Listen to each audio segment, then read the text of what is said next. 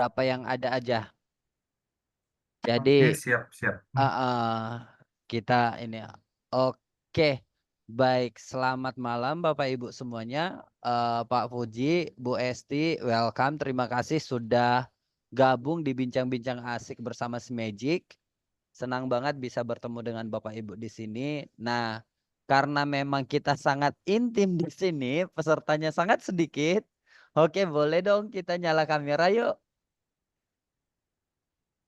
Kita nyala kamera supaya bisa lebih hangat tuh untuk ini. Ih, Pak Rio, gimana kabar Pak Rio? Baik, Bang Uco. Gimana Baik, kabarnya, baik. Bang Uco, Bapak Ibu semua? Alhamdulillah baik.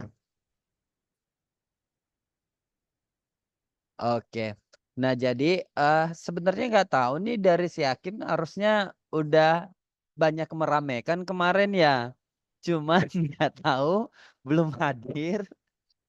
Oke, tapi nggak apa-apa. Yang pastinya kita sudah punya dua dari guru yang ada di Indonesia. Kurasa pasti Pak Puji sama Bu Esti juga sangat tertarik. Gimana sih sebenarnya kultur pendidikan yang ada di US gitu ya. Nah, jadi Pak Puji, Bu Esti ini rekan kita Pak Rio adalah salah satu yang pernah mengikuti program Fulbright ya.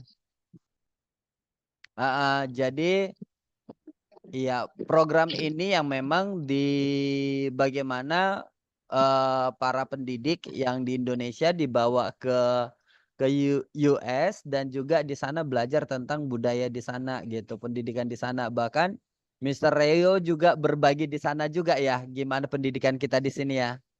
Oke. Nah, jadi saya pikir supaya bisa lebih clear lagi, bolehlah Mister Rio mau berbagi tentang apa nih sama kita? Yuk, silakan yuk.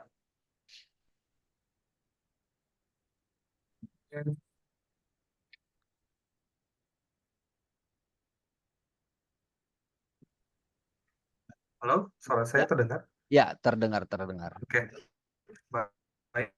Terima kasih warahmatullahi wabarakatuh. Selamat malam Bapak Ibu semua. Oke, baik. Salam Datuk. Sebenarnya nih agak baik. Gimana nih Bapak Ibu kabarnya? Ini Luar sharingnya Baik, kita agak baik, privat baik. ya nih karena ada beberapa teman-teman mungkin udah aktif nih di kegiatan si Magicnya Pak Unco dan juga kawan-kawan. Nah, baik Bapak Ibu, saya hanya ingin sharing. Tadinya ini kan ceritanya mau temu kangen alumni, tapi alumni Syakibnya ini pada kemana ini? Iya. Mungkin sudah pada kesibukan masing-masing, juga ada mungkin ada perbedaan waktu juga kali ya. Nah, izin ke Bapak Ibu, Pak Unco, ini saya langsung aja ya mulai ya berarti.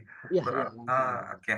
Saya izin share screen. Ini saya juga nggak punya slide baru. Ini saya coba pakai slide yang udah ada deh tentang program saya yang telah saya ikuti selama kurang lebih 4 bulan di Amerika Serikat. Sudah terlihat Sudah. slide saya? Oke, baik. Baik, Bapak Ibu, sebelumnya saya ingin disclaimer terlebih dahulu. Jadi sebenarnya ini hanya seputar pengalaman apa yang saya apa yang saya hadapi, apa yang saya rasakan, apa yang saya dapatkan selama mengikuti program Fulbright DAI itu selama kurang lebih 4 bulan di tepatnya University of Rochester di New York. Itu dimulai dari bulan Agustus sampai dengan Desember sampai di tahun 2023 tepatnya tahun lalu. Nah, jadi disclaimer terlebih dahulu, barangkali nanti ada Bapak Ibu yang berminat ataupun tertarik ataupun ada rekannya yang tertarik untuk mengikuti program Fulbright ini, silakan menghubungi, boleh mengkontak saya, boleh mengkontak akun media sosial saya atau melalui Pak Ucuk juga boleh. Nanti akan coba saya bantu untuk sebisa saya. Barangkali nanti ada yang rezekinya Bapak Ibu di tahun-tahun berikutnya atau rekan-rekan Bapak Ibu yang ada di sekolah. Nah, ini semua latar belakangnya, backgroundnya guru ya, Pak Unco ya? Ya, pendidik Guru dan semua. Iya, semuanya pendidik, baik. Oke. Nah, ini adalah tim dari Indonesia yang tahun lalu berangkat itu ada 5 orang. Kalau kemarin itu ada Pak Yogi dari Barito Utara, kemudian Pak Rizal dari Medan, kemudian ada Ibu Stefni Dila itu dari Padang dan juga Ibu Nur Alfi dari Bualemo. Nah, ini seleksinya itu juga kami juga kurang tahu, cuman ketika kami waktu waktu ada pre-departure orientation itu di Jakarta itu dikasih tahu katanya pendaftarnya itu kurang lebih mau sekitar 400-an atau 500-an. Cuman itu kan ada seleksi lagi. Jadi pertamanya itu diseleksi berkas, kemudian ada interview sama TOEFL IBT, baru nanti ditetapkan sebagai peserta. Nah, kemudian yang saya dapatkan itu ada 3 kegiatan utama. Yang pertama itu ada open course. Ini suara saya emang mantul ya, Unco ya. Oke, audit course. Nah, audit course itu karena dia penyelenggaranya itu kan Fulbright pemerintah Amerika Serikat. Nah, jadi kami ditempatkan di 3 universitas yang berbeda. Yang 3 orang tadi, yang 5 orang ini. Nah, ini saya dan juga Pak Yogi ini ada di Rochester, kemudian Pak Rizal itu di Nashville, Budila dan Bulu itu di Pennsylvania.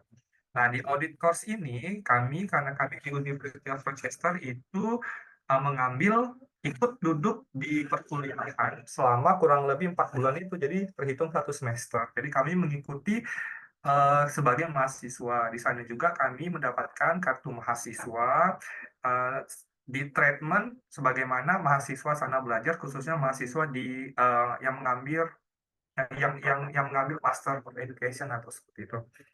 Nah, ini ada audit course, kami diminta untuk memilih 2 maksimal audit course. Jadi maksimal 2, minimal 1. Jadi nggak boleh lebih dari 2, karena nanti takutnya pusing gitu, karena kegiatannya itu bukan hanya di audit course saja. Nah, ini pilihan saya itu Theory and Practice in Teaching and Learning Mathematics dan Master's Research Method. Dan ini juga saya dibantu oleh supervisor saya untuk memilih mata kuliah tersebut yang saya anggap itu sesuai dengan kebutuhan siswa dan juga komunitas saya di sekolah. Sebelumnya saya lupa nih memperkenalkan diri kayaknya. Sebelumnya perkenalkan di saya Rio, dari mengajar matematika di SMP Negeri 8 Batam. Oke. Nah, balik lagi nih Bapak Ibu di audit course ini. Nah, kegiatannya ini ada dosen yang pertama, Theory and Practice in Teaching and Learning Mathematics, namanya Dr. Zinon Boris. Beliau itu dosen dari luar, cuman udah lama di US. Dia kalau nggak salah dari Ukraine. Kemudian, nah ini kegiatan kami nih, salah satu kegiatan kami di forum yang terdiri dari kurang lebih ada 17 peserta dari 12 negara. Jadi di Indonesia ada 2, Filipina ada 2, kemudian Finland ada 1, kemudian ada dari Uganda, ada dari India, Bangladesh, dan lain sebagainya. Nah, yang di sini adalah supervisor saya, namanya adalah Profesor April. April ini dia background-nya memang di matematika, kemudian beliau melanjutkannya itu di sains. Nah, jadi banyak sekali proyek-proyek beliau yang berkaitan tentang STEM ataupun STEAM. Nah, jadi sebelum datang ke sana juga, para peserta itu diminta untuk membuat research project proposal. Nah, jadi saya mengambil tema yaitu tentang STEM. Nah, basic saya di pembelajaran matematika. Nah, di sini juga saya mengkaitkan dengan keterampilan numerasi, karena kita tahu bahwasanya pemerintah kita nih saat ini sedang fokus-fokusnya ke PISA ya. Mungkin bukan dari dulu, cuman yang di sekarang ini kan fokusnya lagi ke PISA, literasi, numerasi, dan lain sebagainya. Jadi saya juga lebih ke situ. Kemudian ada juga kegiatan-kegiatan lain bersama Dr. Abdul ini, saya juga terlibat di risetnya beliau, karena beliaunya itu juga background-nya di pendidikan STEM. Jadi bedanya nih kalau di kita kan kayak, saya kasih contoh, STEM itu kan memang yang nggak harus berbau tentang robotik ya. Contoh kayak di Sehakim itu mereka punya apa ya kayak STEM camp atau STEM village dan lain sebagainya. Nah, tapi kalau di sana itu lebih ke apa ya, dia namanya sih prakteknya itu sama. Mereka namanya itu makerspace. Jadi itu ada seperti wadah atau tempat di mana siswa bisa bersama diajak oleh guru-gurunya itu untuk memperdalam atau mempelajari sesuatu yang berkaitan tentang alam ataupun tentang perkembangan seperti ini. Kemudian, nah ini research project yang saya kerjakan di sana. Kalau di STEM kita mungkin tidak familiar ya, kalau yang Bapak Ibu udah pernah ikut Seameo Kitab in Mathematics di Jogja itu kan ada engineering design process. Itu ada tahapan-tahapan STEM yang meliputi ada Ask, Imagine, Plan, Create, dan Improve. Nah, tapi kalau di Amerika saya coba nih mengulik apa sih bedanya ini engineering design process yang ada yang saya ketahui dari SEAKIM dengan yang ada di Amerika. Nah, ternyata di Amerika itu mereka ada PLTW atau dikenal dengan Project Leadway. Oke, baik, ini slide selanjutnya. Kemudian yang kedua itu adalah pengalaman saya, yaitu yang di field experience. Nah, jadi di sini kurang lebih selama 4 bulan kami mengunjungi sekolah-sekolah yang ada di US. Nah, setiap peserta itu ditempatkan di satu sekolah induk atau satu sekolah utama. Dan Nah, uniknya pada saat itu saya ketika mengisi form aplikasi, saya kan mengajar kelas 9 nih Bapak Ibu. Nah, tetapi ketika di sana ternyata itu apa ya, jadi kayak problem sendiri nih untuk saya. Ternyata kelas 9 itu kan beda ya. Kalau di kita itu kan kelas 9 itu masih setara dengan level SMP. Sementara kalau di sana udah dikonvert tuh, udah di SMA. Nah, jadi mau nggak mau saya ditempatkannya itu di SMA, bukannya di SMP. Padahal background saya SMP. Nah, jadi sedikit agak kaget pada awalnya sampai sempat nanya nih kenapa kok bisa di SMP, saya kan ngajar SMP.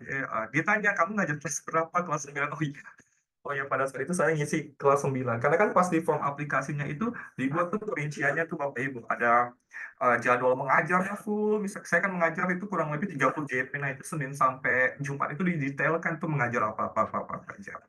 Jadi mereka mempelajarinya dari situ katanya. Oh, oke, baik, nggak apa-apa saya bilang kayak gitu.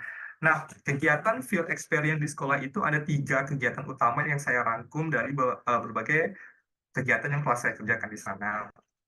Yang pertama itu ada observasi. Nah, observasi ini saya diberikan kesempatan untuk mengamati kelas-kelas yang ada di sana. Nah, karena saya background-nya matematika, jadi banyaknya itu ya di kelas matematika.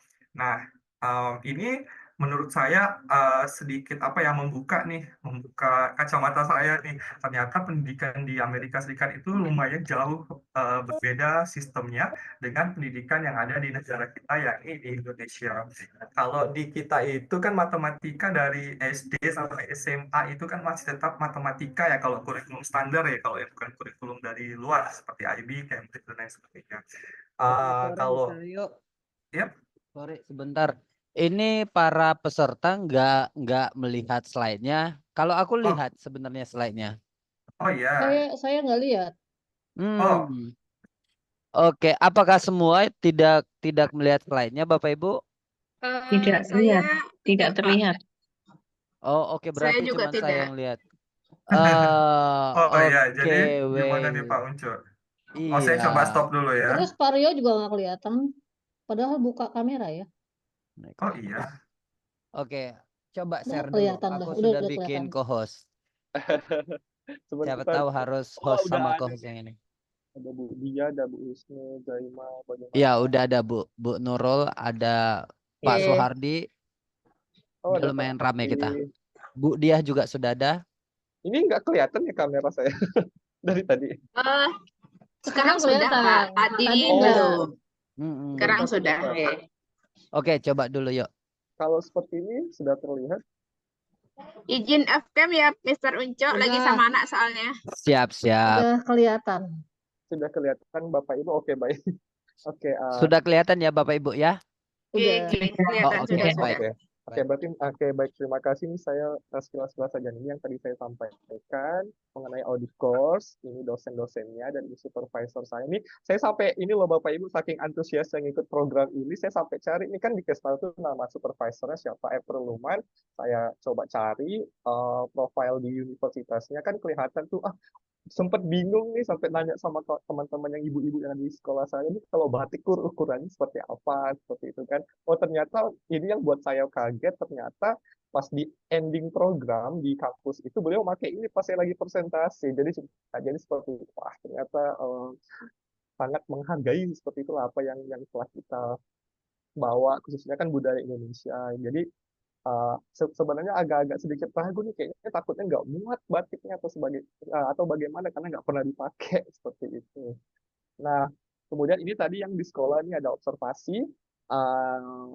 Sampai mana tadi observasi? Oke, uniknya itu kalau pertama nih bedanya nih sistem pendidikan kita dengan di Amerika Serikat. Di Ras Henrietta Senior High School ini public school juga, sekolah negeri juga yang ada di New York, di Rochester. Yang pertama perbedaannya itu sistem kelas. Kalau di kita itu kan gurunya yang moving kemana-mana karena kelasnya banyak dan siswanya banyak. Nah kalau di sana itu moving class, jadi siswanya yang bergerak. Jadi tiap guru itu kayak spesial gitu, dia punya satu kelas. Jadi setiap kelas itu dekorasinya sesuai dengan gurunya. Jadi kalau kelas matematika ini dekorasinya matematika, kelas musik musik, nanti kelas sains seperti itu. Nah kemudian kalau lanjut dari yang tadi nih, kalau di Amerika itu kalau di kita itu matematika dari SD sampai SMA itu kan tetap matematika nih, kecuali kayak kurikulum yang luar negeri. Nah tapi kalau di mereka itu dibagi udah mulai di SMP-nya, itu udah mulai dibagi matematika ada dibagi menjadi aljabar 1, aljabar 2, kemudian geometri, kemudian pokoknya malah kayak di kuliahannya kita nih seperti itu. Jadi gurunya pun berbeda juga. Jadi setiap item dari mata pelajaran itu berbeda guru walaupun dia secara umum itu matematika. Jadi nggak ada istilahnya matematika, tapi aljabar 1. Nanti semester berikutnya ngambil aljabar 2. Nah, kemudian mereka juga siswanya itu nggak harus menyelesaikan semua mata pelajarannya. Jadi mereka itu sesuai dengan minatnya mereka. Nah, mungkin kalau di SMA sekarang kan udah ada nih seperti matematika peminatan, kemudian fisika peminatan atau dan lain sebagainya. Mungkin sedikit kurang lebih seperti itu. Jadi siswa itu ada bagian wajib, course wajibnya, tetapi ada juga bagian yang memang mereka minati sesuai dengan mereka pengen jadi apa nanti ke depannya. Nah, kemudian saya juga dapat kesempatan nih Bapak Ibu untuk mengajarkan bahasa Indonesia. Di situ saya mencoba untuk membuat slide tentang Indonesia dulu nih. Seperti yang udah diduga deh sama Bapak Ibu pas saya nanya nih di awalnya, tahu nggak Indonesia itu di mana? Rata-rata dari mereka itu nggak ada yang tahu Indonesia di mana. Tapi ketika saya tanya Bali, nah hampir dari semua siswa yang ada di situ tuh angkat tangan. Jadi memang Bali itu bahkan lebih terkenal di luar sana dibandingkan dengan Indonesia. Nah, tapi untungnya dengan program ini jadi memberikan kesempatan nih kepada saya bahwasanya Bali itu Indonesia, menunjukkan Indonesia itu bukan hanya ada beberapa pulau saja, tapi Indonesia itu sangat luas dari Sabang sampai Merauke. Nah, ini mereka juga senang katanya bahasa Indonesia itu lumayan mudah gitu ya kata mereka nih. Karena kalau di mereka kan bahasa Inggris itu beda tenses, beda tenses, beda pronunciation dan lain sebagainya. Tapi kalau Indonesia itu kan nggak ada grammar yang seperti mereka pas lampau atau future dan lain sebagainya. Nah, kemudian saya mengenalkan budaya kita, budaya Indonesia itu saya mulai dari tentang Indonesia, kemudian mengerucut ke provinsi dan juga di kota saya, tentang kota saya yaitu Batam, makanya saya menggunakan panjak dan lain sebagainya. Dan juga membawa beberapa alat tradisional ya, alat-alat permainan tradisional, kemudian perhiasan-perhiasan yang tradisional, dan juga ini saya buat buklet tentang sekolah dan juga aktivitas saya bersama guru-guru dan juga siswa-siswa saya yang ada di sekolah. Nah, ini bagaimana sekolah di US seperti yang saya ceritakan tadi, dia tuh beragam ya Bapak Ibu. Sedikit ini juga informasi juga. Nah, ini dimulai dari yang ada gambar kelas musik. Nah, bisa dibayangkan juga di sana untuk seukuran sekolah negeri, public school, itu mereka seperti ini fasilitasnya. Dimulai dari sekolah musik. Musik aja di sana udah dibagi-bagi. Musik ini kelas piano. Nanti di sebelahnya lagi, beda lagi, bukan musik kelas piano, tapi kelas biola. Nanti kelasnya beda lagi, kelas teater. Jadi tiap kelas itu ada guru yang berbeda, kemudian siswanya juga milih, mereka lebih fokus ke piano atau teater dan lain sebagainya. Jadi mereka lebih milih. Kemudian kalau fasilitasnya juga mungkin juga udah kelihatan ya kalau di cerita-cerita atau film-film yang ada di Netflix, yang ada di YouTube dan lain sebagainya, mereka transportasi itu memang disediakan, jadi nggak ada yang diperbolehkan untuk antar jemput, mereka yang dijemput pakai bus sekolah ini. Nah, ini saya kenapa foto kalkulator ini karena unik nih Bapak Ibu. Di sana itu ternyata kalkulator itu sangat menunjang kegiatan pembelajaran. Sementara kalau di saya pribadi itu berdasarkan pengalaman saya dari SD sampai dengan SMA itu penggunaan kalkulator itu belum diperbolehkan. Diperbolehkan sedikit ketika di SMA nih untuk belajar, untuk mencari misalkan trigonometri dari sudut yang memang agak spesifik seperti itu. Nah, tapi kalau di mereka ini bahkan untuk ukuran sekelas menambahkan, mengalihkan, menjumlahkan aja mereka itu dibolehkan menggunakan kalkulator bahkan untuk ujian. Nah, jadi saya tanya nih sama gurunya, kenapa seperti itu Bapak Ibu? Ternyata dari mereka itu eh, lebih ke katanya lebih ke konsepnya, lebih ke penggunaannya dan juga kalkulatornya ini juga menunjang dia bisa bisa bisa apa ya seperti kayak mengajar tentang grafik itu dia bisa mengajak siswa itu memahami penggunaan kalkulator sebagai supportnya, sebagai dukungannya, membuat grafik. Ya dia karena LKPD-nya mereka itu memang kurang lebih hampir sama dengan kita nih berbasis masalah terlebih dahulu. Nah, kalkulatornya ini mereka membantu. Misalkan setelah mereka selesai membuat grafik, nanti mereka bisa cross-check menggunakan kalkulator karena kalkulatornya ini juga bisa membuat grafik. Saya cek juga memang lumayan cukup mahal sih Bapak Ibu kalkulatornya ini.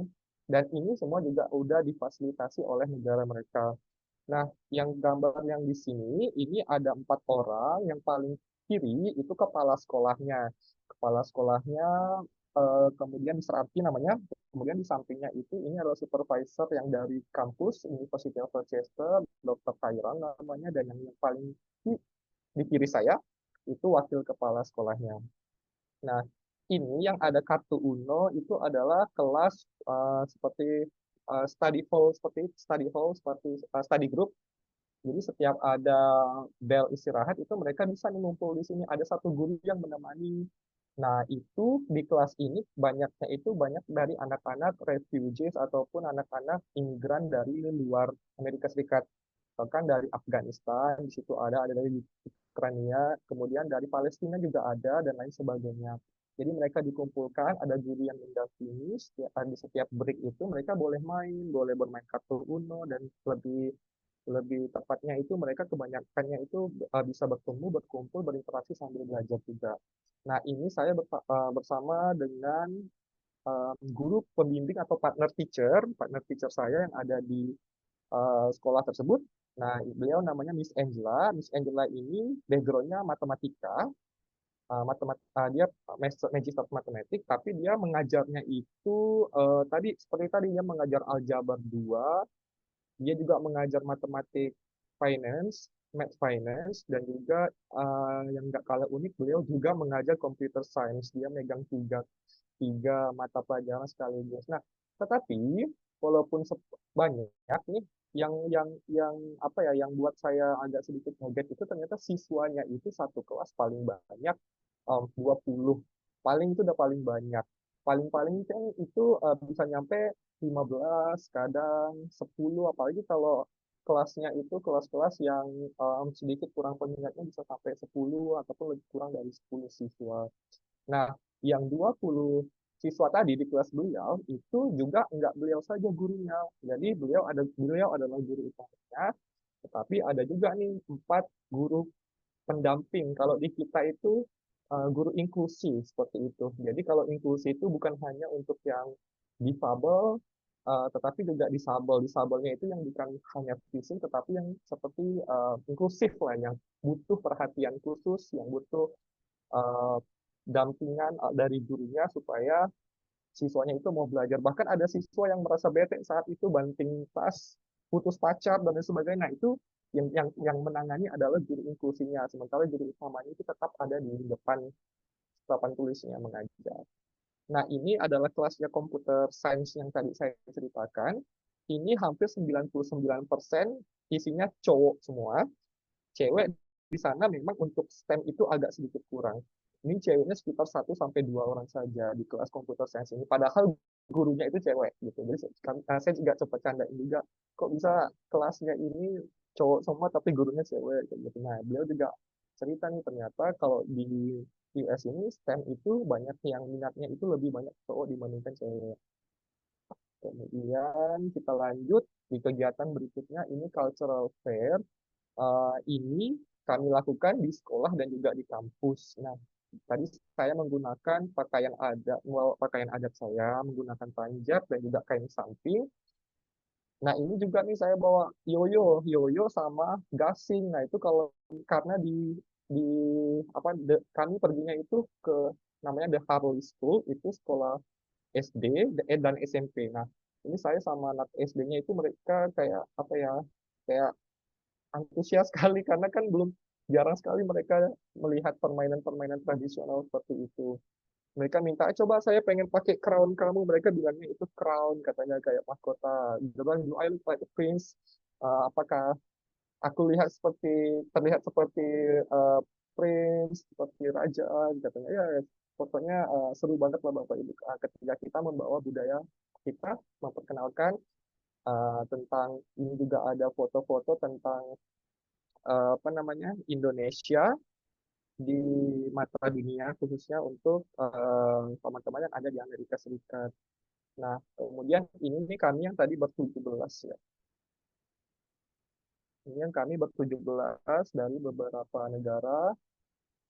Yang memakai baju biru ini adalah koordinator program dari University of Rochester-nya, namanya Dr. Kim. Nah, oh iya, sedikit ini Bapak Ibu saya juga ingin menceritakan ternyata kalau sistem perkuliahan di sana itu dosennya itu memang care banget sama mahasiswanya. Bahkan untuk saya juga ada masuk duduk di kelas yang ada mahasiswa PhD-nya. Nah, itu juga cerita tuh, dia kan dia dari Afrika Selatan tuh, kami dialog gimana kuliah di sini, katanya cukup bagus. Kemudian juga lebih kayak apa ya, uh, engagement dengan koordinator atau supervisornya itu sangat dekat. Bahkan ketika nggak masuk aja itu dicari, kemudian terus tuh di encourage, lebih diajak, ayo selesaikan tesis kamu gini jika butuh apa-apa gini. Jadi lebih apa ya, memang betul-betul pembelajarannya di sana itu lebih berpusat kepada mahasiswanya seperti itu, dan betul-betul dipandu atau dibimbing oleh supervisornya. Ini kelas yang ada di Harley School. Harley School ini tadi ini beda ya. Kalau yang sebelumnya itu tadi public school. Ini yang private-nya, tipenya private-nya yang berbayar. Nah, di sana itu selain berbayar, juga mereka dapat sponsor-sponsor dari perusahaan-perusahaan ternama seperti itu. Nah, ini salah satu kelasnya. Ini masih di kelas matematika juga. Saya lupa ini namanya ibu siapa seperti itu. Uh, ini mereka menggunakan teknologi yang mungkin sedikit lebih baik dibandingkan sekolah negeri yang ada di sana.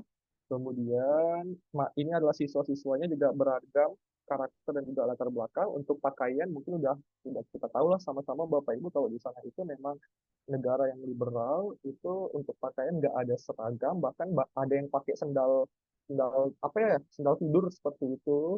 Nah, kemudian rambut juga nggak ada masalah. Kalau kita kan mungkin kalau rambutnya kayak gini, aduh udah habis nih sama guru-guru apa pembina OSIS nih, karena saya juga pembina OSIS kan di SMP 8. Ya, ini kelas matematika karena sesuai dengan tempelan-tempelan dan dekorasinya.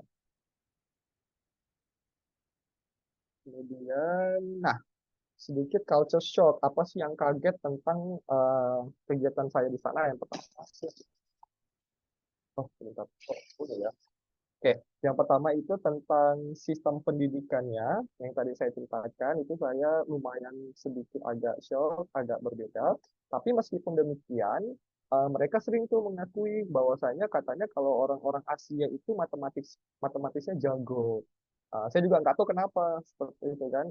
Dia mungkin melihatnya itu nggak ke Indonesia mungkin ya, mungkin di beberapa daerah di Indonesia mungkin oke, cuman kan nggak menyeluruh. Mungkin dia melihatnya itu lebih ke China, ke Hong Kong, ke Singapura dan lain sebagainya. Katanya matematiknya itu orang Asia itu jago-jago.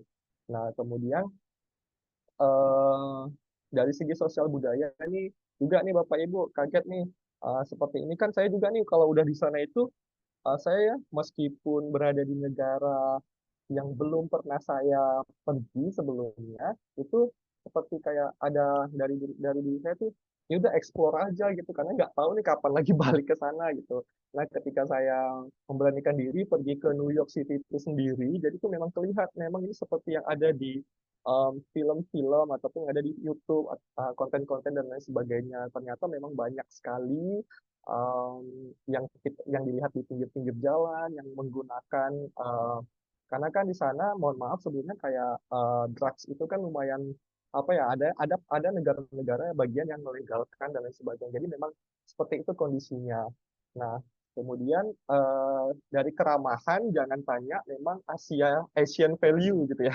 Asian value is the best katanya. Memang kalau negara Asia itu lumayan lebih ramah. Contohnya kalau kita minta foto nih, pasti beda tuh kalau yang ngambil fotonya orang Asia, entah itu dari China, dari Hong Kong, dari India dan sebagainya dibandingkan dengan dari lokal, dari orang-orang lokal di sana. Itu pasti beda sekali.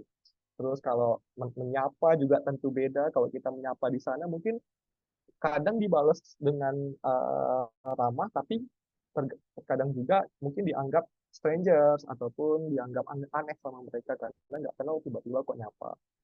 Kemudian musim juga karena saya juga itu pertama kali juga pertama kali melihat salju, juga excited sekali karena sampai loncat-loncat nih kami nih yang negara-negara dari tropis kayak Filipina dan Indonesia tuh karena first time melihat salju jadi loncat-loncat main selancaran dan lain sebagainya jadi benar-benar kayak anak kecil lah waktu itu Bapak Ibu. Kemudian yang buat saya kaget juga tentang makanan.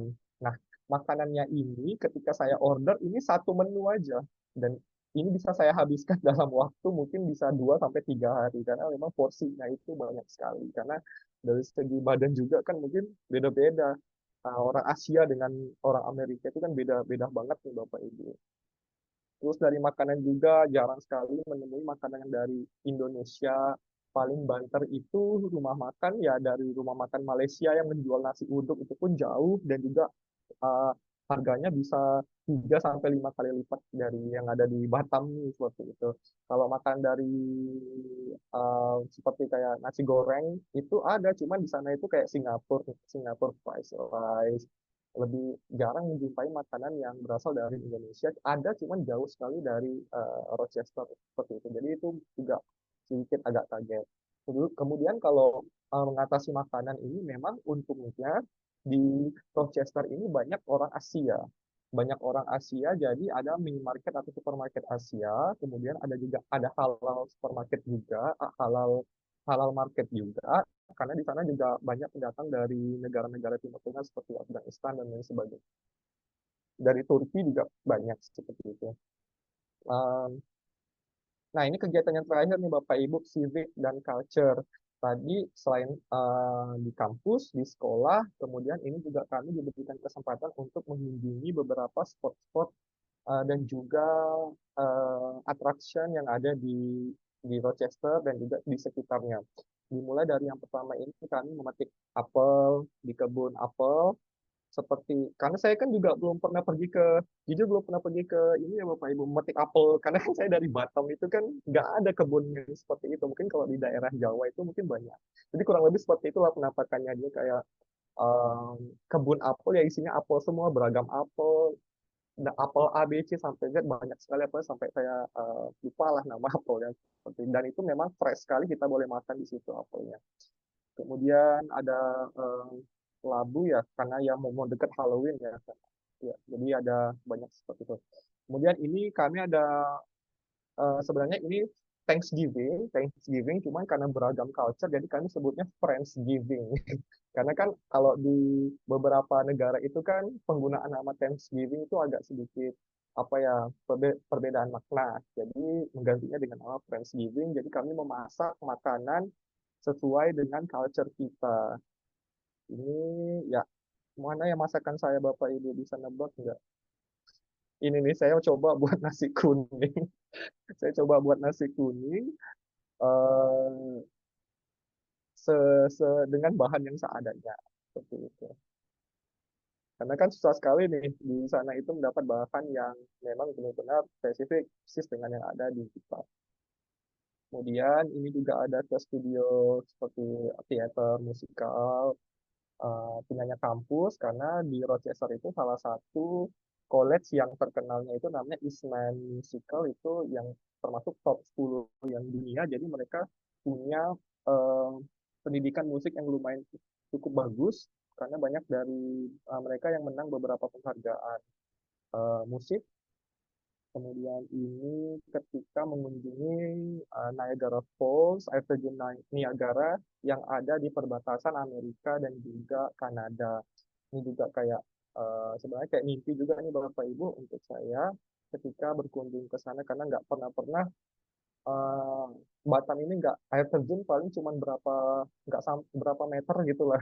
Cuman kalau mungkin di daerah-daerah seperti daerah Jawa atau di daerah Indonesia Timur itu kan banyak sekali air terjun yang indah. Nah, ini ketika berkunjung ke rumah dosen. Jadi dosennya mereka ini sering banget mengajak kami makan untuk ke rumah, mengundang kami datang untuk makan di rumah mereka, terus membicarakan tentang pendidikan dan juga diskusi lain-lainnya.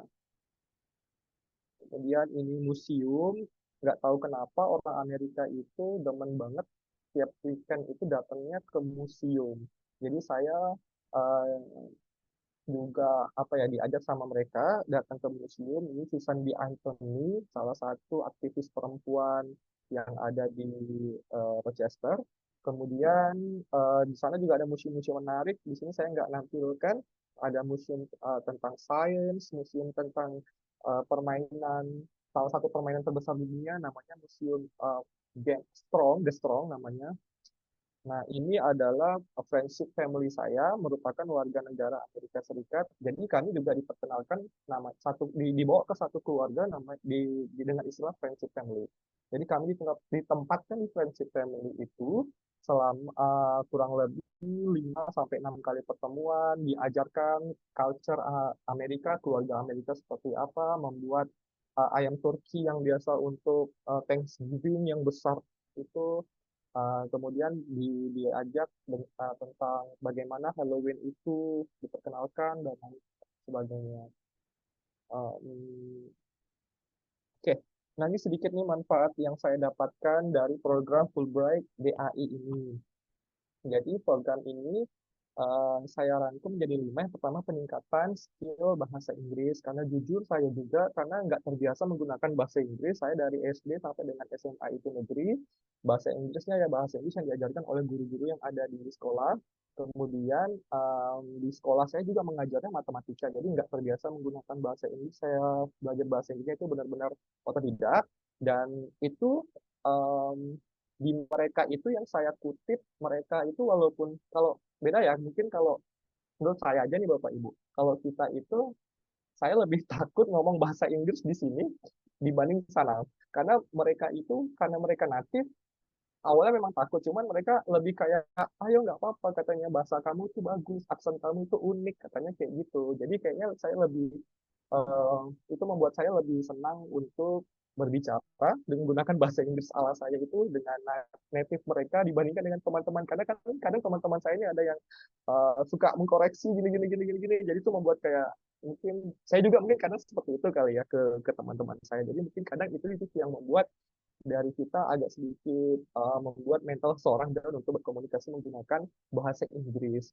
Nah, jadi berdasarkan pengalaman saya, ternyata di sana itu Seperti itu. Jadi kurang lebih melatih saya untuk terbiasa, minimal seperti itu, terbiasa untuk menggunakan bahasa Inggris. Nah, yang kedua itu pengembangan kompetensi profesional dan personal. Nah, seperti yang saya jelaskan tadi, profesional tentu berkaitan dengan karir kita. Nah, personal itu saya lebih lebih terbuka lagi, lebih bisa untuk berkomunikasi, lebih belajar untuk bagaimana menjaring koneksi dengan orang lain dan lain sebagainya. Dan juga di sana itu karena cuacanya itu kan berbeda nih kayak di Batam. Karena Batam itu kan terasa banget nih Bapak Ibu panas siangnya itu. Jadi kalau di sana memang paling panasnya itu paling sekitar 20 derajat atau 21 derajat seperti itu. Nah, itu jadi melatih saya tuh untuk bisa kemana-mana jalan kaki, kadang ke supermarketnya mereka yang jaraknya itu kurang lebih 4 sampai 6 mil, itu kami jalan kaki tuh Bapak Ibu. Jadi terbiasa untuk jalan kaki.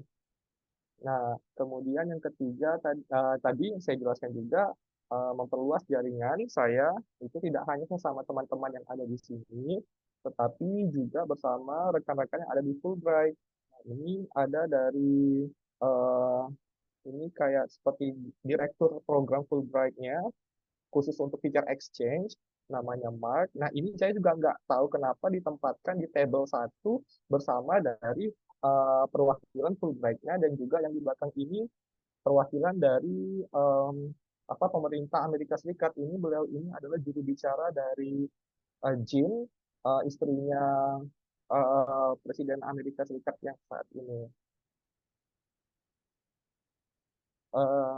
Kami juga berkesempatan ke Duta Besar Embassy of Indonesia yang ada di Washington DC, berkeliling. Mereka juga menceritakan dan katanya juga embassy kita itu gedungnya salah satu gedung yang apa ya uh, namanya unik seperti itu karena cukup cukup lumayan tua dan juga lumayan bagus deh. Itu juga teman-teman dari Filipina juga kaget, wah gedung kalian kok bagus ya.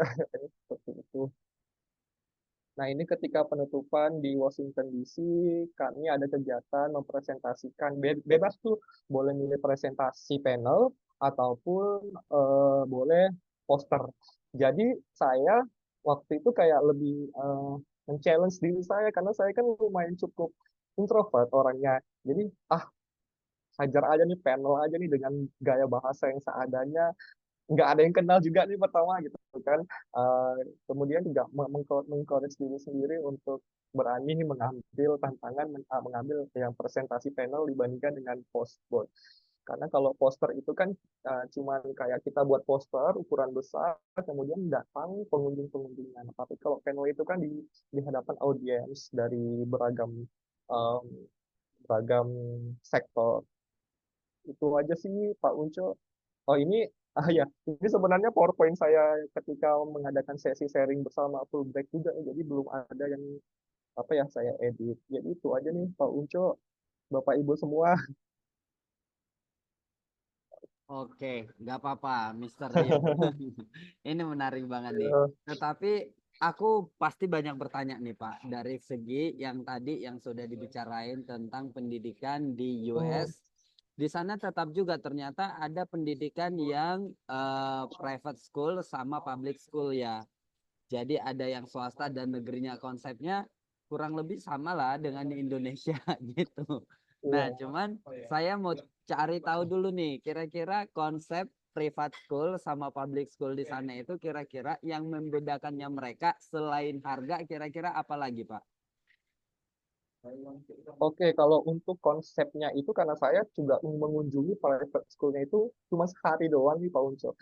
Jadi memang dari segi fasilitasnya hampir sama sih kayak di Indonesia. Kalau kalau orang tuanya berani membayar SPP yang lumayan wow, itu semakin wow juga nih kualitasnya. Kalau saya lihat kan seperti itu, kalau di kita juga. Nah, mereka juga seperti itu. Sekolah swasta yang semakin tinggi biaya pembangunan SPP dan lain sebagainya itu memang fasilitas yang diberikan.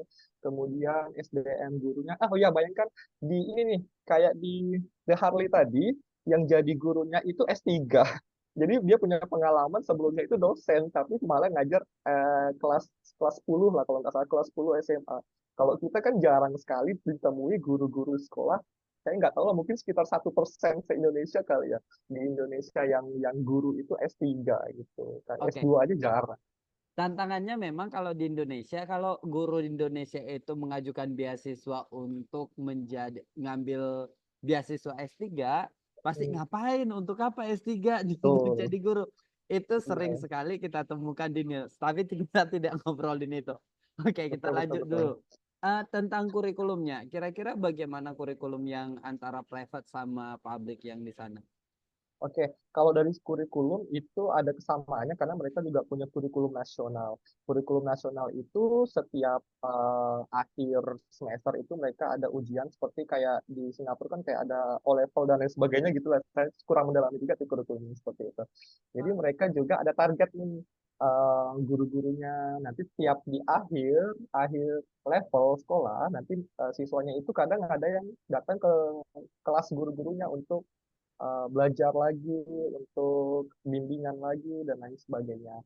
Sama juga dengan di private school juga seperti itu, karena mereka ada semacam tolak ukur, apa ya, mungkin kayak akreditasi itu berdasarkan dari hasil itu, dan hasil itu mereka seperti kayak ujian nasional yang buat itu, yang nyusun itu memang stage-nya. Dan juga setiap stage, setiap negara bagian itu beda kurikulumnya nih Pak Unco.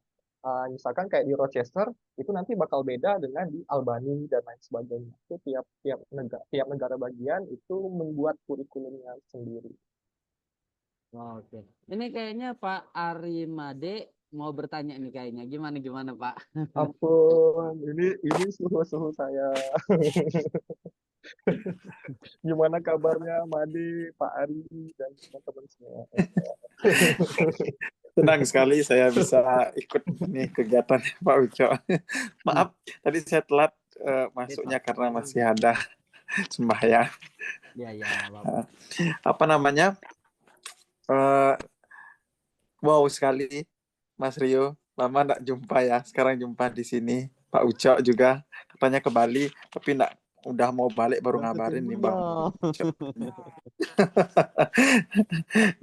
Bang Uco terus jalan-jalan nih. Kemarin di Singapura, sekarang di mana lokasinya nih? Ini sekarang di Batam. Oh, di Batam. Oh ya, satu kawasan sama Mas Rio sekarang ya. Betul. Kita Nah, ada proyek baru nih nanti. Kita itu akan kasih pelatihan sama guru-guru. Mr. Rio udah ngajak aku. Kita harus bergerak di Batam, kata Mr. Rio. Jadi aku semangat banget. Iya, harus. Apalagi wah Mas Rio ini udah keren nih. Nah, saya mau nanya nih satu. Mengenai gini Mas Rio, tadi Mas Rio kan nyinggung STEM ya. Nah, nyinggung STEM nih ya. STEM itu kan lahirnya di Amerika. Nah, apakah ada nggak miss-missnya? Mungkin karena kita di Indonesia ini ya kayak apa namanya estafet gitu informasinya ya. Mungkin kayak saya misalnya nih guru yang dapat pelatihan dari Sekim, kemudian dapat informasi ini. Nah, anggaplah seperti kami nih, seperti saya nih mungkin yang bahasa Inggrisnya mungkin kurang gitu ya. Jadi mungkin kita hanya belajar apa namanya ya dari resources Indonesia aja gitu ya. Mungkin kalau dari jurnal-jurnal internasional yang terpublikasi seperti apa gitu pendidikan STEM di Amerika itu mungkin beda lagi gitu ya. Ya, nah itu saya menyadari itu salah satu kelemahan saya gitu ataupun kami di keguruan di Indonesia ini karena kita itu apalagi budaya di daerah saya itu apa ya ya agak sedikit kalau dibilang gimana pokoknya kalau udah ya selain guru bahasa Inggris ya ngapain gaya-gayaan belajar bahasa Inggris padahal bahasa Inggris itu kan penting gitu loh ya untuk kita bisa menyerap info-info dari luar ya. Nah, itu dah kembali ke topik pertanyaan saya. Jadi tadi STEM. Nah, STEM itu kan berkembangnya di Amerika awalnya. Sekarang diadopsi oleh negara-negara termasuk kita di Indonesia. Nah, seperti saya dan Mas Rio, Mas Unco, itu kita sudah dapat sama-sama ya pencerahan tentang STEM dari Sikim maupun dari ya mungkin kalau Mas Unco maupun Mas Rio dapat tempat lain gitu misalnya. Nah, ada nggak hal yang berbeda dari STEM kita di sini dengan STEM yang di sana gitu. Mungkin kalau di sini mungkin ya agak mungkin lebih sederhana, mungkin di sana itu mungkin memang ada kurikulumnya seperti misalkan engineering gitu di sekolah kita belum ada, mungkin kalau di sana gimana gitu. Itu aja sih Mas Rio. Thank you. Thank you Bang Uca. Oke, Manis sekali siap. Bang Uca senyumnya. Oke, Pak Rio, silakan. Kira-kira gimana, Pak? Oke, baik. Terima kasih Made atas pertanyaannya. Benar sekali yang disampaikan oleh Made. Memang kalau di kita itu kan STEM itu lebih ke model atau pendekatan dan lain sebagainya. Tapi faktanya benar ya, STEM itu memang benar banget, STEM itu memang awal mulanya dari Amerika Serikat. Awal mulanya STEM itu nggak di sekolah, lebih ke bidang, benar-benar ke bidang STEM. Jadi karena ada seperti kayak apa sih namanya tuh, kayak developmentnya itu lebih fokus ke STEM di Amerika Serikat pada tahun berapa itu saya lupa, lampau sekali. Jadi mereka menamainya itu lebih ke, dulu bukan STEM, dulu kayak lebih ke beberapa akronim deh, nggak STEM kalau nggak salah. Sampai sekarang jatuhnya ke STEAM. STEAM itu juga bukan dari Amerika Serikat kan, yang menambahkan art itu. Nah, STEM di Amerika, bedanya kalau di yang saya pelajari nih, Made ya, kalau di SEAKIN itu kan kita ada engineering design prosesnya itu kan ngambilnya dari apa ya, EIA. EIA itu kan dari Inggris kalau nggak salah saya. Ya, correct me if I'm wrong. Kalau di Amerika itu mereka berkembang sampai saya ketemu di akhir, bukan di akhir sih, di beberapa di pertengahan perjalanan saya itu saya ketemu sampai mereka berkembangnya itu dari dulu yang mengemas STEM terpisah. Mereka itu dari bidang matematik aja itu udah dibilang STEM. Sains aja itu udah dibilang STEM. Kalau mereka seperti itu. Nah, jadi sampai berkembang mereka. Nah, itu ada tuh yang saya temui namanya PLTW atau PLTW. Itu namanya Project Tidway. Kurang lebih itu sama seperti engineering design prosesnya yang kita pelajari nih, yang saya dapatkan di Science Kitab in Mathematics. Jadi salah satu perbedaannya seperti itu, lebih ke sama juga sih, lebih ke cara berpikirnya, cara proses berpikirnya siswa dimulai dari masalah dan lain sebagainya sampai menemukan solusi, sampai membuat prototype ataupun lain sebagainya. Kemudian pada implementasinya juga menurut saya juga sama, tidak hanya memang sih kalau kita lihat dari perkembangannya memang lumayan cukup jauh karena mereka itu STEM-nya itu kan benar-benar udah sampai coding, udah sampai robotik. Makanya tadi saya cerita sedikit, mereka itu ada computer science. Computer science mereka itu memang benar-benar benar-benar kayak kelasnya. Kalau saya sempat cerita sih sama teman guru saya yang mengajar informatika.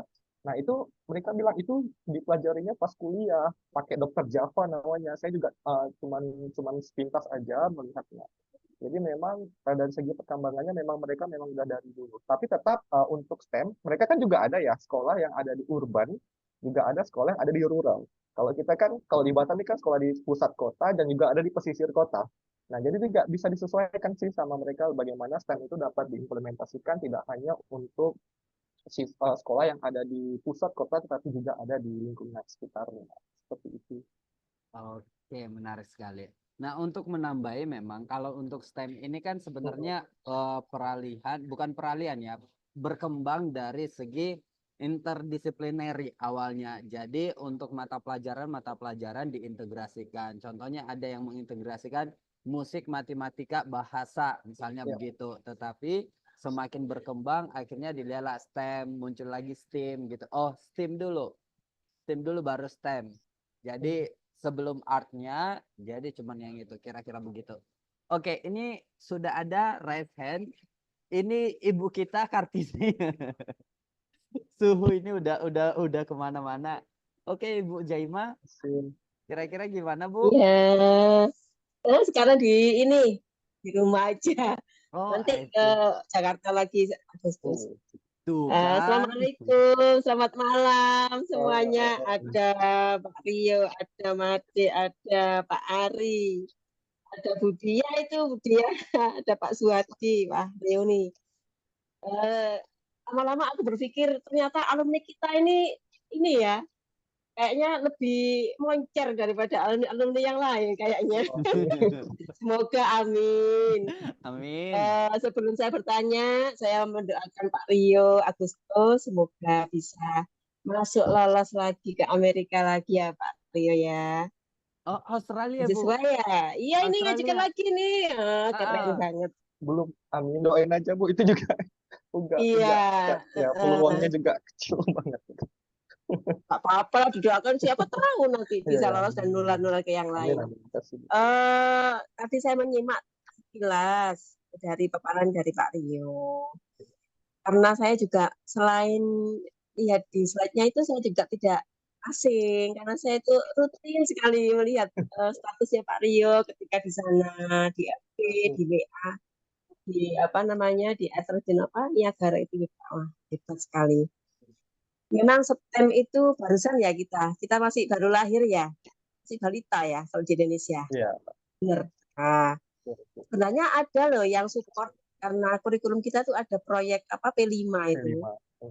Nah, karena kan di CP yang terbaru kan kayaknya P5 untuk matematika masih ini ya, apa namanya, kurang gitu ya. Mungkin kita bisa mensupport ya, P5 itu kita belokkan ke STEM. Jadi mentalnya anak-anak untuk proyek kayaknya sudah terbangun sejak ada kurikulum merdeka. Kalau analisa dari saya sih, nggak tahu kalau salah.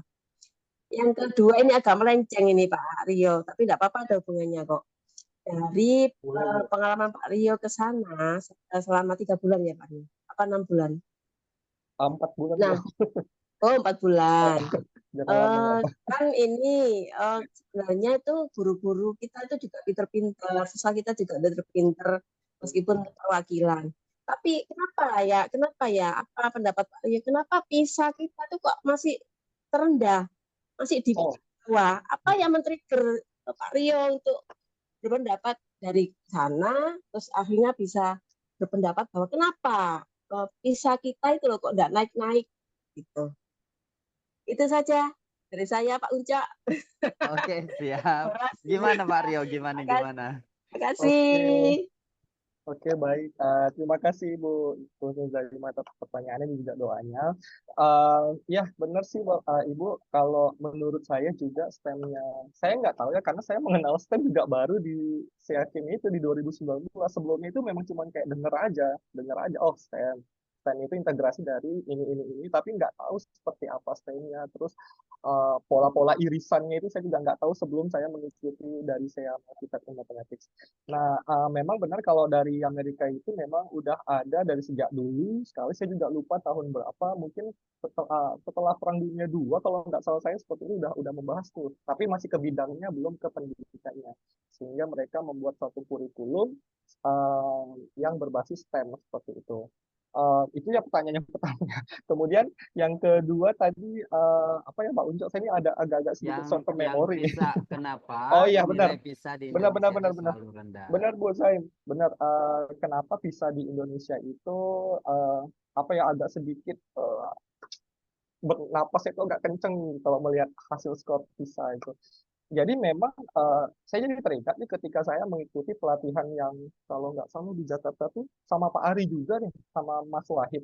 Jadi ada juga tuh dari Mas Wahid juga menyampaikan karena PISA itu kan indikatornya memang usianya sama rentang 15 kurang lebih 15 tahun siswa. Nah, tapi untuk di Indonesianya itu kan apa ya luas sekali. Ada pulau-pulaunya juga luas. Nah, kalau PISA skornya nih yang saya ingat nih dari yang disampaikan Mas Wahid, kalau tes PISA skornya itu diwakili, karena itu kan perwakilan saja, nggak semua siswa mengikuti tes PISA itu. Kalau sampelnya itu, misalkan didapatnya di Jogja atau daerah-daerah Pulau Jawa itu kan pasti lumayan cukup bagus hasilnya. Tetapi kalau sampelnya itu di daerah-daerah yang memang apa ya, yang saat itu dites masih kemampuan siswanya itu jauh, nah itu pasti menimbulkan hasilnya juga relatif lebih jauh. Nah, kita itu yang di tahun sekarang ini, syukurnya PISA-nya kita itu lebih tinggi daripada Filipina. Itu sih saya juga agak kaget. Saya pikirnya Filipina itu kan sebagai second language-nya aja bahasa Inggris. Ternyata literasinya, baik numerasi dan literasinya itu juga masih di bawah kita Filipina. Bahkan mereka saat ini nggak ada masuk di bagian OECD, negara OECD members dan lain sebagainya itu. Nah, kemudian saya juga nanya nih, karena kan dikit-dikit kan katanya Finland gitu kan. Nah, saya tanya nih sama guru-guru yang sama satu perwakilan guru yang dari Finland, kenapa PISA skor kalian itu tetap bagus? Dia menanggapinya juga memang nggak fokus ke PISA, dia bilang mereka itu nggak ada sama sekali menargetkan PISA. Mereka yang mengajar dengan eh, struktur kurikulum mereka. Memang benar yang disampaikan sama media. Ternyata kalau di Finland itu memang ya lebih lebih apa ya, yang nggak ada tugas yang berlebihan, terus jam mengajarnya juga lebih sedikit dibandingkan sekolah-sekolah yang ada di Asia. Kemudian di Finland itu yang paling penting adalah bagi mereka bagaimana mengupayakan pendidikan itu benar-benar gratis sampai di SMA yang benar-benar disupport dari segi sarananya, kemudian untuk guru-gurunya dan lain sebagainya. Mungkin kalau menurut saya itu yang menyebabkan salah satu pendidikan mereka apa ya, salah satu yang terbaik di dunia. Dan juga PISA tahun ini juga kalau nggak salah yang apa ya, yang unggul kan Singapura kan ya Bapak Ibu kalau nggak salah, Singapura. Jadi lebih ke skopnya sih mungkin kalau menurut saya Bu Zain, kalau kita ini kan dari Sabang sampai Merauke ini luas banget. Sementara kayak di Singapura ya memang populasinya segitu, kemudian mereka mensupport di bidang pendidikan juga seperti itu. Cuman terlebih lagi saya juga katakan nih kalau di Indonesia saat ini ada namanya kurikulum merdeka yang fokusnya salah satunya juga tentang literasi dan numerasi. Mereka juga mengapresiasi tentang kurikulum baru kita yang seperti itu. Jadi kalau menurut saya seperti itu nih Bu Zain dan juga Bapak Ibu Guru Zain. Oke, Pak Rio, aku tambahin ya, karena ini Boleh, kebetulan riset kami di waktu kami S2. Untuk indikator pengambilan sampel yang untuk mengikuti ujian PISA, itu banyak indikatornya. Yang pastinya kalau misalnya siswa-siswa yang pedalaman, itu bukan pedalaman ya, maksudnya gini, ada sekolah yang memang tidak memenuhi standar untuk mengikuti PISA. Gitu. Baik sekolahnya terlalu oke, atau terlalu tidak memenuhi standar gitu, maksudnya itu di bawah. Terus yang kedua, kalau dari segi bahasa memang untuk ujiannya itu menggunakan bahasa dari negara itu sendiri. Benar, Contohnya benar. Indonesia ujian akan ujian bahasa Indonesia gitu. Nah, yang menjadi dampak menjadi yang berpengaruh sekali untuk mempengaruhi nilai itu adalah populasi dan juga regional dari daerah negara tersebut. Sedangkan Indonesia itu kan banyak kepulauannya dan kondisi pendidikannya tidak merata gitu. Nah, jadi ketika misalnya seperti yang disampaikan tadi, kalau misalnya di Jogja diambil nilainya sampelnya nilainya akan lebih tinggi. Bagaimana dengan daerah-daerah yang lain gitu. Nah, jadi itu banyak sekali berpengaruh. Tambah lagi kalau misalnya sistem pembelajaran di Indonesia, kalau kita merujuk kepada zaman dulu, itu kan banyak berbasis kepada konten gitu. Sedangkan untuk PISA itu soalnya itu berbasis kepada konsep gitu. Nah, jadi ini peralihan ini yang sangat berpengaruh untuk menaikkan nilai itu. Makanya pemerintah pun udah mulai bergeser untuk ini harus dinaikin gitu. Itu kalau tambahannya dari saya. Mungkin itu, thank you. Pak Ari Wibowo, ini pertanyaan terakhir ya teman-teman, harusnya kita jam 8.30 udah selesai, tapi nggak apa-apa karena Pak Ari Wibowo mau bertanya, silakan Pak Ari. Masih boleh Pak? Boleh, boleh lah. Oke, thank you. Halo Bro Rio, aduh. Ini kadang langsung SMS aja nih langsung WA aja ke Bro Rio kadang waktu masih di Amerika ya. Yes. Saya sering banyak konsultasi Halo, ini udah suhu saya nih Pak Ari. aduh. Bertanya sama suhunya ya. Halo teman-teman yang lain, ada suhu panas ya. Ada Blimada, ada Bu Jaim, ada Om Madiah, ada Pak Suhardi juga dan teman-teman yang lain. Selamat malam. Assalamualaikum warahmatullahi wabarakatuh. Ini ya. Ngomong-ngomong tentang PISA tadi, ingin menanggapi juga sebelum bertanya kepada Pak Rio. Kemarin baru tahun lalu ya dapat pelatihan dari Pusat Asesmen dan Pendidikan Pusmendik Indonesia bahwa tentang PISA itu kenapa sih kok skor kita tuh masih terlalu rendah? Apakah gara-gara sampelnya nih, pemilihan sampelnya? Nah, kemarin itu langsung dari mereka itu bilang ternyata sampel itu nggak berpengaruh kok.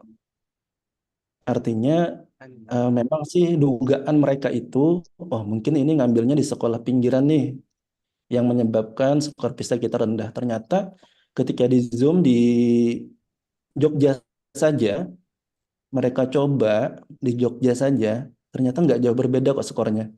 Terus mereka coba di Jakarta saja juga, oh kok nggak jauh beda skornya. Oh berarti ini memang pengambilan sampelnya itu benar-benar mereka gitu loh. Jadi nggak sembarang, artinya nggak untuk menjatuhkan Indonesia, jadi ngambil sampelnya sembarang gitu kan di tempat-tempat tertentu, sehingga skornya demikian. Itu yang mewakili apa representasi dari skor PISA Indonesia enggak. Jadi memang pengambilan sampelnya itu memang profesional sekali katanya. Jadi dicoba di Jogja pun skornya nggak jauh berbeda. Dicoba di Jakarta pun skornya nggak jauh berbeda. Jadi dugaan kita tentang sampel itu mengenai PISA itu ya selama ini mungkin salah ya. Husnuzan kita apa suuzan kita itu salah. Baik, oke Pak Bro Rio ini mau tanya-tanya nih ya. Enggak tanya-tanya yang itu sih di Amerika enggak. Ya. Apa itu, Pak? Oke, tentang ini ya. Tadi ada pembelajaran apa ya namanya? Kayak matematikanya itu sudah khusus ya ke kalau di tempat kita kan ke topik-topiknya ya ada aljabar, ada geometri. Nah, di sana itu untuk jam pelajaran matematikanya itu seperti apa Pak Rio? Apakah kayak di tempat kita nih ada 5 jam pelajaran per minggu atau seperti apa di sana? Oke, bener sih Pak Ari, kalau di sana itu juga, kalau jam pelajaran itu hampir sama sih kayak kita. Cuman mereka itu, yang lama itu jam istirahatnya. Mereka istirahatnya itu lama banget, sampai sejam, 2 kali sejam, seperti itu. Kalau kita kan mungkin istirahat siangnya aja yang benar-benar sejam karena isoma. Kalau untuk jam matematika juga sama, mereka juga di sana itu 40 menit juga, seperti itu. 40 menit tapi kali dua, seperti itu, dari roster yang saya lihat, seperti itu juga.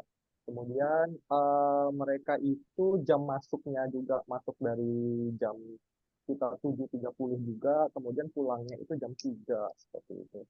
Jadi kayaknya kalau untuk jam pelajaran itu kurang lebih sama, cuma pernah saya hitung-hitung nih memang kayaknya kalau jam secara total keseluruhan, karena mapel mereka itu kan lebih banyak apa yang tadi saya bilang kayak pilihan-pilihannya itu, jadi mereka lebih pulangnya itu lebih lumayan lebih cepat sih dibandingkan kita.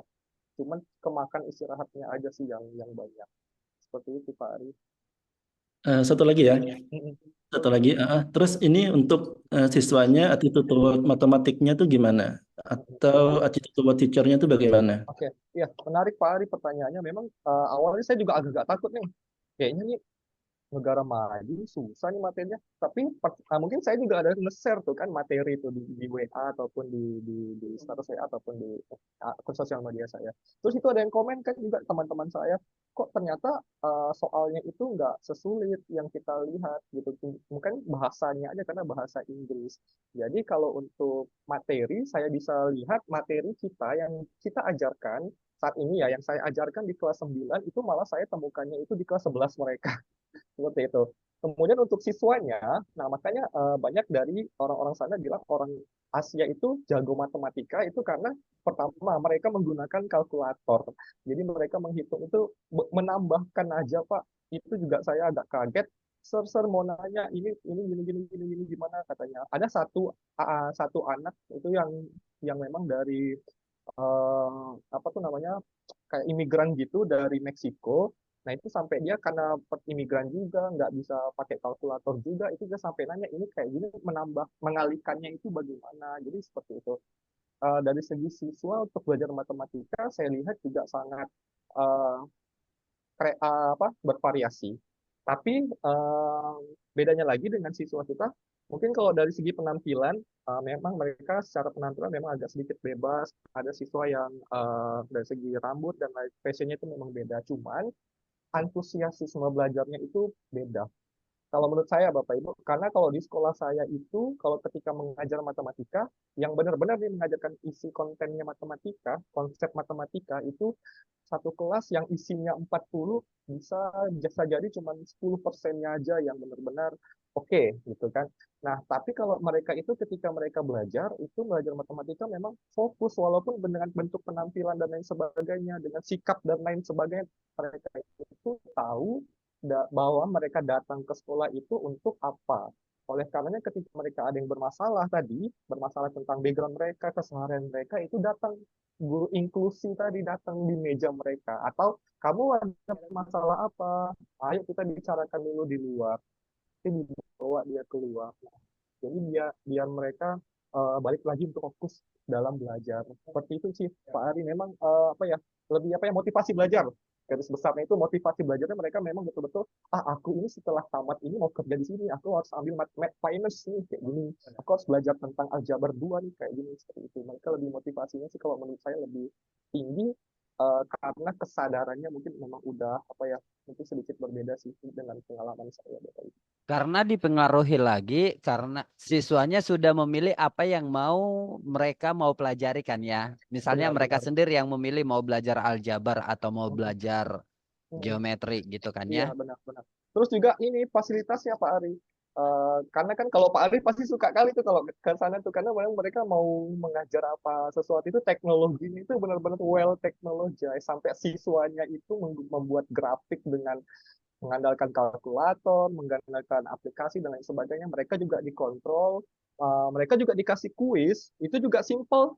LMS-nya cuma pakai Google Classroom doang gitu.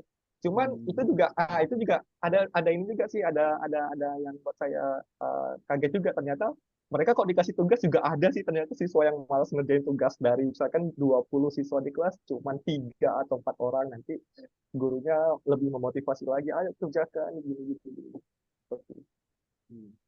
Oke, baik, thank you. Cukup jelas ya Pak Ari ya. Ya, thank Tambahi you. Pak Uco. Oh Kalau iya. siswa kita ya, siswa kita Gimana? rambutnya rapi, seragam pakai seragam, tapi nggak Betul. fokus ya. Betul, Bu. Betul itu saya.